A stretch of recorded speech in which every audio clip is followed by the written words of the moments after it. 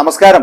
സഖാക്കൾ പരിപാവനമായി കരുതി പോരുന്ന ഒരു മന്ദിരത്തിനകത്ത് വെച്ച് കോട്ടയം ജില്ലയിലെ ഉന്നതനായ ഒരു CPI നേതാവ് നിരന്തരം ഒരു സ്ത്രീയുമായി ശാരീരിക വീഴ്ചയിൽ ഏർപ്പെട്ടത് പാർട്ടിക്കകത്തും പൊതുസമൂഹത്തിലും വലിയ ചർച്ചയായിരിക്കുകയാണ്. ഒളിക്യാമറ വെച്ച് ഈ രംഗം പകർത്തിയതിന്റെ വീഡിയോകൾ CPI നേതാക്കൾക്കിടയിൽ പ്രചരിക്കുന്നുണ്ട്. പ്രമുഖ വാർത്താ ചാനൽ സ്ഥാപനത്തിലും പത്രസ്ഥാപനത്തിലും വീഡിയോകൾ എത്തിയിട്ടുണ്ടെന്നാണ് വിവരം. ദീർഘകാലം CPI കോട്ടയം ജില്ലാ കമ്മിറ്റി ഓഫീസ് സെക്രട്ടറി ആയിരുന്ന ഇടുക്കി സ്വദേശി ഇത് സംബന്ധിച്ച് CPI സംസ്ഥാന സെക്രട്ടറി ബിനോയ് വിശ്വത്തിന് പരാതി നൽകിയിട്ടുണ്ട്. പരാതിയോടൊപ്പം വീഡിയോയും ഹാജരാക്കിയിട്ടുണ്ട് എന്നാണ് അറിയാൻ കഴിഞ്ഞത്. സഖാവ് PP ജോർജ് സ്മാരക മന്ദിരത്തിൽ നടന്ന CPI നേതാവിന്റെ കാമകേളി വിഷയത്തിൽ ഈ മാസം 30-ന് തിരുവനന്തപുരത്ത് നടക്കുന്ന CPI സംസ്ഥാന എക്സിക്യൂട്ടീവ് നടപടിയെടുക്കും എന്നാണ് കേൾക്കുന്നത്. കേരള രാഷ്ട്രീയത്തിലും ഭരണമണ്ഡലത്തിലും വേറിട്ട വ്യക്തിത്വം കാത്തുസൂക്ഷിച്ചിരുന്ന ഒരു പാർട്ടിയാണ് CPI എന്നാണ് വെപ്പ്. അണികൾ കുറവാണെങ്കിലും ആശയ വ്യക്തതയും നേതാക്കന്മാരുടെ ത്യാഗോജ്വലമായ ജീവിതവും പാർട്ടിക്ക് കേരളത്തിൽ ബഹുമാന്യ പദവി നേടിക്കൊടുത്തിട്ടുണ്ട്.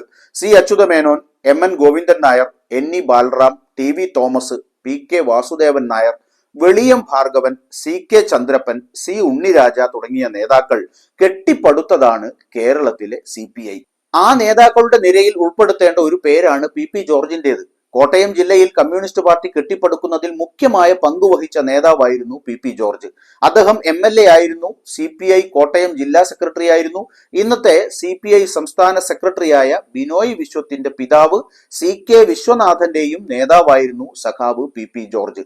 പാർട്ടിക്ക് വേണ്ടി കൊടിയ മർദ്ദനങ്ങളും ജയിൽവാസവും കഠിന ത്യാഗങ്ങളും അനുഭവിച്ച PP ജോർജ് 59-ാം വയസ്സിലാണ് നിര്യാതനായത്. അദ്ദേഹത്തിന്റെ പാവന സ്മരണ നിലനിർത്തുന്നതിനായി നാട്ടുകാരിൽ നിന്നും പണം പിരിച്ചെടുത്ത് കോട്ടയത്ത് സ്ഥാപിച്ചതാണ് PP ജോർജ് സ്മാരക മന്ദിരം. CPI കോട്ടയം ജില്ലാ കമ്മിറ്റി ഓഫീസ് പ്രവർത്തിക്കുന്നത് ഈ മന്ദിരത്തിലാണ്. ഇങ്ങനെയൊരു കെട്ടിടം കേന്ദ്രീകരിച്ച് കുറെ കാലമായി നടന്നുവന്ന കാമകേളിയാണ് ഒളിക്യാമറ ഒപ്പിയെടുത്തത്. CPI സംസ്ഥാന എക്സിക്യൂട്ടീവ് കമ്മിറ്റി അംഗമായ ഈ കഥയിലെ വില്ലൻ ഇപ്പോൾ തൊട്ടടുത്ത ജില്ലയിൽ പാർട്ടി സെക്രട്ടറിയുടെ ചുമതല വഹിക്കുകയാണ്. തൊട്ടടുത്ത ജില്ലയിൽ നിലവിൽ തെരഞ്ഞെടുക്കപ്പെട്ട സെക്രട്ടറിക്കെതിരെ വരുമാനത്തിൽ കൂടുതൽ സ്വത്ത് സമ്പാദിച്ചതിന്റെ പേരിൽ പാർട്ടി നടപടി കൈക്കൊണ്ട് സെക്രട്ടറി സ്ഥാനത്ത് നിന്നും മാറ്റി നിർത്തിയതിനെ തുടർന്നാണ് പാർട്ടി സ്റ്റേറ്റ് എക്സിക്യൂട്ടീവ് യോഗം ഇയാൾക്ക് ജില്ലാ സെക്രട്ടറിയുടെ ചുമതല നൽകിയത്. എറണാകുളം ജില്ലയിലെ അത്താണിയിലുള്ള കേരള അഗ്രോ മെഷീനറി കോർപ്പറേഷൻ എന്ന വലിയ ലാഭത്തിൽ നടക്കുന്ന പൊതുമേഖലാ സ്ഥാപനത്തിന്റെ ചെയർമാൻ കൂടിയായ വിവാദ കഥാപാത്രം പരേതനായ സംസ്ഥാന സെക്രട്ടറി കാനം രാജേന്ദ്രന്റെ അടുത്ത ആളായിട്ടാണ് അറിയപ്പെടുന്നത്. എന്നാൽ കാനം ഗ്രൂപ്പിന്റെ പാനലിനെതിരെ മത്സരിച്ച് വിജയിച്ചയാളാണ് ഇപ്പോഴത്തെ ജില്ലാ സെക്രട്ടറി എന്നത് പാർട്ടിക്കകത്തെ ഭിന്നതയിലേക്കും വിരൽ ചൂണ്ടുന്നുണ്ട്.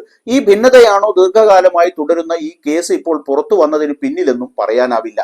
പാർട്ടിക്കുള്ളിൽ നീറിപ്പുകയുന്ന ഈ വിഷയം ചർച്ച ചെയ്യുന്നതിന് പാർട്ടി സംസ്ഥാന സെക്രട്ടറിയും കോട്ടയം സ്വദേശിയുമായ ബിനോയ് വിശ്വത്തിന്റെ സാന്നിധ്യത്തിൽ പാർട്ടി കോട്ടയം ജില്ലാ കമ്മിറ്റി യോഗം ചേരാൻ 2 തവണ തീയതി നിശ്ചയിച്ചിരുന്നു. എന്നാൽ ബിനോയ് വിശ്വം അതിൽ നിന്ന് മാറി നിന്നു. അതേസമയം കോട്ടയത്ത് നടന്ന ഒരു അവാർഡ് ദാന ചടങ്ങിൽ അദ്ദേഹം പങ്കെടുക്കുകയും ചെയ്തു. ജൂലൈ 9, 10 തീയതികളിൽ തിരുവനന്തപുരം PS സ്മാരകത്തിൽ നടന്ന CPI സംസ്ഥാന കൗൺസിൽ യോഗത്തിൽ മുതിർന്ന പത്രപ്രവർത്തകനും ഇടുക്കി ജില്ലയിൽ നിന്നുള്ള സംസ്ഥാന കമ്മിറ്റി അംഗവുമായ KK ശിവരാമൻ ഇക്കാര്യം ഉന്നയിച്ച് രംഗത്ത് വന്നിരുന്നു. മറ്റ് 2 അംഗങ്ങൾ എന്തുകൊണ്ടാണ് നടപടി എടുക്കാത്തതെന്ന് ചോദിക്കുകയും ചെയ്തു.